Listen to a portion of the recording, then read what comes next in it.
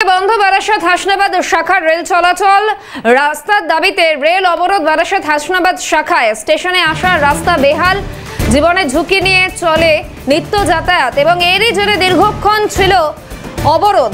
বেহাল রাস্তার জেরে প্রায় দিনই দুর্ঘটনা ঘটছে। গতকাল রাতেও ঘটে এক মর্মান্তিক দুর্ঘটনা। প্রতিবাদের সকালে মসিলা স্টেশনে রেল অবরোধ করেছিলেন স্থানীয় বাসিন্দারা। পরবর্তীতে প্রশাসনের আশ্বাসে অবরোধ তুলে দেন স্থানীয়রা। গতকাল রাতেও মর্মান্তিক দুর্ঘটনা ঘটেছিল। প্রতিবাদের সকালে রেল অবরোধ করেছিলেন স্থানীয়রা, তবে পরবর্তীতে প্রশাসনের আশ্বাসে অবরোধ উঠে যায়। এই মুহূর্তে ঠিক কি পরিস্থিতি জানাবেন, টেলিফোন লাইনে রয়েছেন প্রতিনিধি পঙ্কজ বিশ্বাস। পঙ্কজ,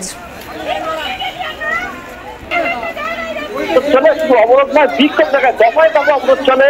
যে তাদের দাবি যে দীর্ঘদিন ধরে স্টেশনে আসার যে রাস্তা, সেই রাস্তা বেহাল, বারবার প্রশাসনকে জানিয়েছেও কিন্তু কোনো সুরাহা হয়নি।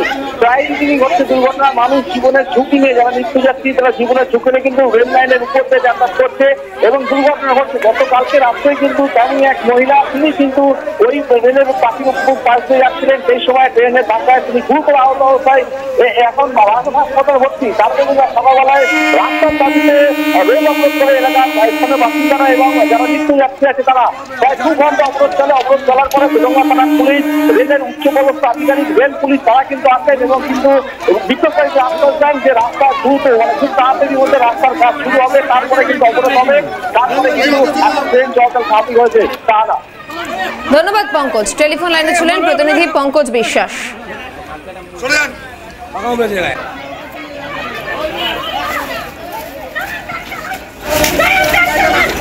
Yeah.